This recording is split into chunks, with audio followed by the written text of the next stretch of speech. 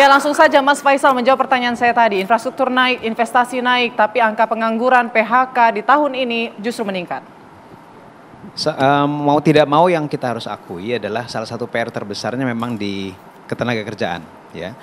Terutama kita tuh tidak hanya melihat sebetulnya berapa jumlah tingkat pengangguran terbuka, karena permasalahan ketenagakerjaan lebih besar dari itu. Kita melihat juga di antara orang yang bekerja, seperti apa dia bekerjanya. Ya, apakah di sektor formal atau informal. Tadi disebutkan kita sekarang malah 60% di sektor informal. Sebelum COVID juga masih lebih banyak sektor informal, begitu ya. Ketika COVID lebih besar lagi. Nah, lalu orang yang bekerja juga statusnya sekarang terutama akhir-akhir ini ya, yang bekerja full time itu proporsinya turun, yang naik adalah yang bekerja part time dan setengah menganggur. Mereka bukan termasuk dari pengangguran terbuka. Jadi kita melihat jangan cuma penurunan tingkat pengangguran terbuka, tapi juga orang yang bekerja seperti apa dia ini pekerjaannya. Terus kita hubungkan dengan upah, ya. Tingkat upah ini walaupun kalau kita lihat pengangguran dari sisi inflasi relatif terkendali karena di bawah 3% umum inflasi umumnya, tapi peningkatan upah itu sangat rendah sekali sehingga walaupun inflasinya tidak tinggi, peningkatan upahnya lebih rendah lagi sehingga upah real itu malah turun di 2023, 2024 naik sedikit tapi cuma 0,7%. Jadi wajar kalau kemudian ada permasalahan kelas menengah yang dia turun kelas. Ya, ke prasejahtera, ke rentan miskin gitu, karena kelas menengah ini ya mungkin sebagian besar mereka bukan pengangguran, mereka bekerja. Tapi dengan tipe pekerjaan yang seperti itu, tipe upah atau penghasilan yang seperti itu tidak cukup untuk bisa spending yang kontribusinya ke pertumbuhan ekonomi, paling mereka bisa survival di basic needs saja. Gitu ya. Nah, ini permasalahan besar ya menurut saya, apalagi kalau kita melihat secara usia kita pengangguran mudanya paling tinggi di ASEAN. Lebih tinggi lagi setelah COVID. Nah, ini jadi permasalahan anak-anak muda yang ada di sini, terutama ya milenial dan Gen Z gitu ya. Ini karena penciptaan lapangan kerja yang juga cocok untuk anak-anak muda itu relatif lebih terbatas. Baik. Mas Faisal, 1-10 mungkin penilaian Anda terhadap kinerja ekonomi Indonesia selama 10 tahunnya. I have to say 6. 6? Ya. Oke, baik. Kalau misalnya dari Pak Hendrawan, untuk memberikan 1-10 penilaian dari Bapak terhadap kinerja ekonomi kita. Sebenarnya kami sedang menyusun indeks komposit ya. Karena ada dimensi yang cukup memuaskan, ada dimensi yang kurang memuaskan. Tetapi secara umum saya ingin memberikan nilai antara 6,5 sampai 7. Alasannya? Tadi, karena pertumbuhan ekonomi bagi saya tidak maksimal ya.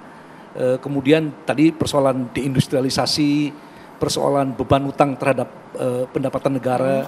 Jadi, tapi sekali lagi kita juga harus memahami bahwa faktor-faktor yang dihadapi Pak Jokowi, ketidakpastian ekonomi global yang tinggi dan seterusnya, itu juga mempersulit ya disrupsi rantai pasok ya, sehingga sekarang muncul istilah friendshoring. Jadi bagaimana kita membeli bahan baku dari negara yang bersahabat.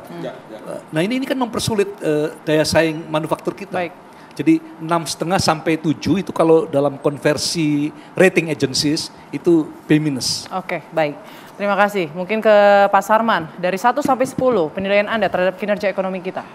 Saya melihat di angka 8. Alasannya? Angka 8. Ya. Karena kami lihat begini.